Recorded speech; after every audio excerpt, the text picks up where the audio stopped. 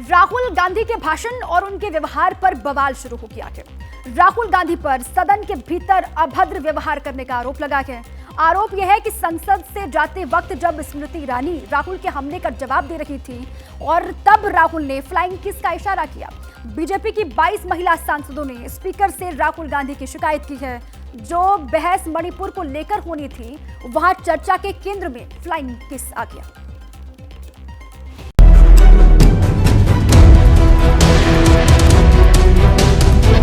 मैं आपका धन्यवाद करना चाहता हूं कि आपने मुझे लोकसभा में रीइंस्टेट किया।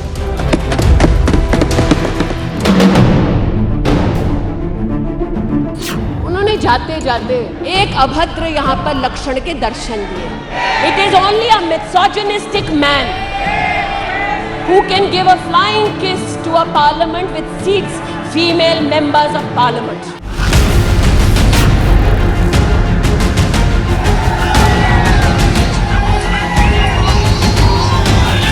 पार्लियामेंट का अंदर किसी महिला के सामने फ्लाइंग किस दे रहे हैं, ये क्या बिहेवियर है?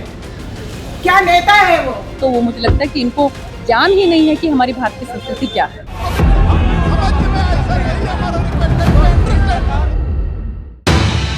तो लीजिए, समझ तो गए ही हैं आप कि कांग्रेस नेता राहुल गांधी के नाम से जुड़े बिल्कुल ताजा विवाद का नाम है फ्लाइंग किस की भात।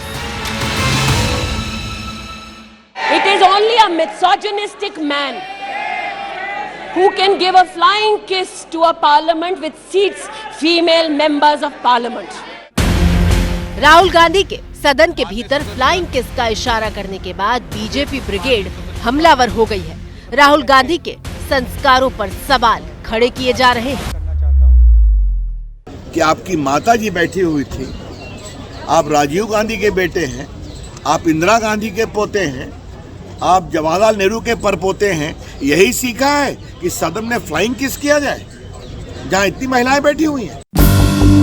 फ्लाइंग किस चैप्टर की पूरी ABCD जानने के लिए आपको सिलसिलेवार ढंग से पूरी कहानी दिखाते हैं। दिन बुधवार, वक्त दोपहर करीब 12 बजे।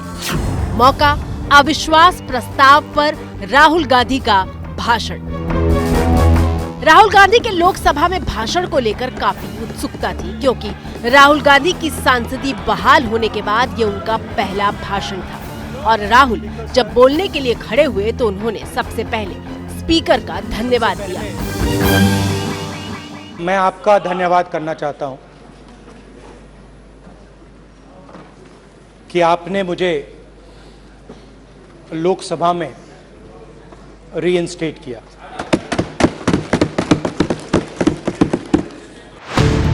राहुल गांधी करीब 30 मिनट से ज्यादा वक्त तक सदन में खड़े होकर बोलते रहे और पीएम मोदी पर सीधे हमले के लिए उन्होंने रावण, कुंभकर्ण और मेघनाद जैसे किरदारों का इस्तेमाल किया। रावण दो लोगों की सुनता था। रावण दो लोगों की सुनता था, मेघनाद और कुंभकर्ण। वैसे ही नरेंद्र मोदी दो लोगों की सुनते हैं, अमित शाह और अडानी। रावण को नहीं मारा था, रावण के अहंकार ने रावण को मारा था।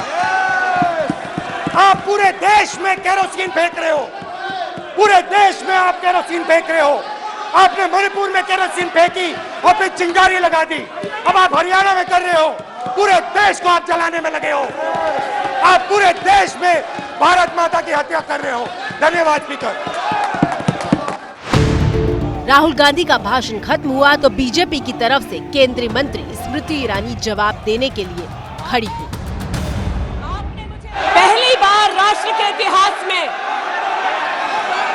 भारत मां की हत्या की बात की और कांग्रेस पार्टी यहां पर तालियां बजाती रही। जो भारत की हत्या की बात पर कांग्रेस पार्टी ने ताली पीटी आज इस सदन में, इस बात का संकेत पूरे देश को दिया कि मन में गद्दारी किसकी है। अब सदन के भीतर से आई इस तस्वीर को ध्यान से देखिए। यहाँ इस जगह पर राहुल गांधी खड़े होकर भाषण दे रहे थे, जबकि सदन के बीचों बीच आगे की सीट पर स्मृति ईरानी मौजूद थी। स्मृति ईरानी इसी जगह पर खड़े होकर भाषण दे रही थी। केंद्रीय मंत्री स्मृति ईरानी ने जब बोलना शुरू किया, उसके कुछ ही मिनटों बाद राहुल गांधी संसद से बाहर निकल गए थे और स्मृति ने अपने भाषण में इस बात का जिक्र भी किया था। लेकिन जो आज यहाँ बैठे हैं, मैं उनसे पूछना चाहती हूँ, जो चले गए, आज जो भग गए हैं सदन से, उनसे कहना चाहती हूँ कि इस देश में न धारा 370 लौटेगी। इस देश में कभी भी पंडितों को रलिव सलिव गलिव का धमकी कोई देने वाले बचेगा नहीं। लेकिन राहुल गांधी पर आरोप ये लगा है कि जब वो सदन से बाहर जाने के लिए अपनी सीट से उठे तो जाते जाते स्मृति ईरानी की तरफ फ्लाइंग किस का इशारा किया। एक बात पर मैं आपत्ति अभी दर्ज करती हूँ अध्यक्ष जी, कि जिनको मुझसे पहले वक्तव्य देने का अधिकार दिया गया, उन्होंने जाते जाते एक अभद्र यहाँ पर लक्षण के दर्शन दिए। It is only a misogynistic man who can give a flying kiss to a parliament with seats female members of parliament. ऐसी गरिमा विहीन आचरण को इस देश के सदन में कभी नहीं देखा गया। ये उस खानदान के लक्षण हैं, या आज सदन में देश को पता चले। अब इस तस्वीर को देखिए, ये राहुल गांधी के भाषण खत्म होने के बाद की है। सदन में दोनों पक्ष के लोग हंगामा कर रहे हैं। राहुल गांधी खड़े हैं और वो अपने आगे अधीर रंजन चौधरी के कंधे पर हाथ रखकर उन्हें बिठाते हैं और उनका चेहरा स्पीकर ओम बिरला की तरफ होता है।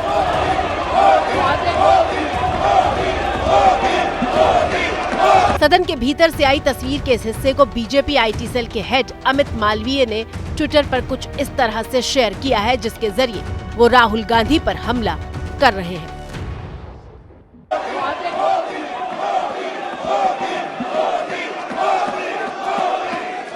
जबकि यूथ कांग्रेस के अध्यक्ष श्रीनिवास ने वीडियो के इसी हिस्से को ट्विटर पर शेयर करते हुए लिखा है कि स्मृति ईरानी का झूठ बेनकाब।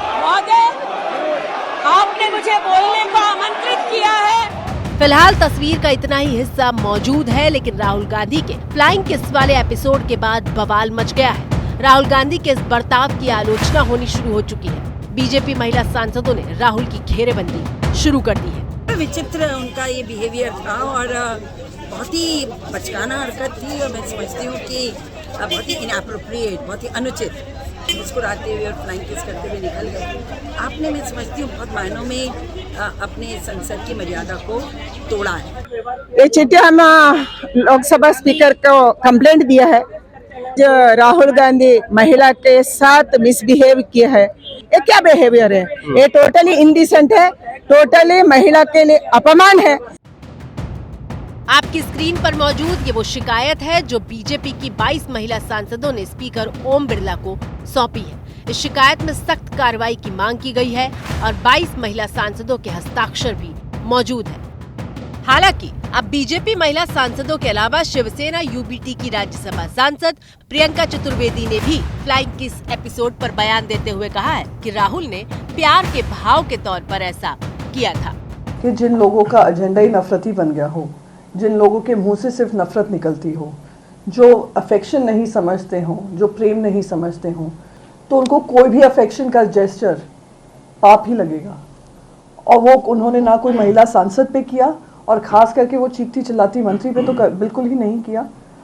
और उन्होंने जनरल एक अफेक्शनेट जेस्चर था जो वो कर बाहर निकले हैं। लोकसभा सचिवालय के सूत्रों के मुताबिक सदन के भीतर अमर्यादित व्यवहार पर नोटिस लिया गया है। सभी से बात करने के बाद नियमानुसार कार्रवाई की जाएगी। जब स्मृति ईरानी जी ने बोलना शुरू किया, उसी समय उनको लग रहा था कि उन्होंने बाजी मार ली है और विनिंग विक्ट्री के साथ में बाहर निकलते निकलते उन्होंने जो फ्लाइंग किस का जो एक एक्ट किया हमने कभी नहीं देखा। तो बड़ा चिंताजनक भी है, बड़ा शर्मनाक है और हम सभी लोग मतलब सकते में आ गए। हम उनको माफी मांगनी चाहिए। पहले भी एक बार वो आंख मारने का एक शर्मनाक कृत्य कर चुके हैं, तो ये हरकतें ये अच्छी बात नहीं है। कुल मिलाकर के इस प्रकार के आचरण को कोई भी अच्छा नहीं बता सकता। इसलिए मैंने कहा कि सोनिया जी भी माँ के नाते चिंतित होंगी, उनको अपने बेटे के बारे में सोचना चाहिए। राहुल गांधी के फ्लाइंग किस वाले एपिसोड के बाद सदन के भीतर उनके आंख मारने वाली तस्वीर एक बार फिर से सुर्खियां बन गई है। तस्वीरें 5 साल पहले साल 2018 की है। उस वक्त भी सदन में मॉनसून सत्र चल रहा था और दूसरे सांसद को आंख मारने पर राहुल गांधी की काफी आलोचना हुई थी। 5 साल पहले भी मोदी सरकार के खिलाफ अविश्वास प्रस्ताव लाया गया था। राहुल ने अपने भाषण में कहा था कि मोदी उनसे नजरें नहीं मिला पा रहे हैं।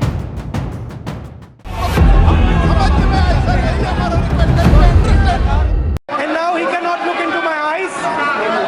He cannot look into my eyes. I can see that. और मेरे अंदर आपके खिलाफ इतना सा भी गुस्सा, इतना सा भी क्रोध, इतनी सी भी नफरत नहीं है।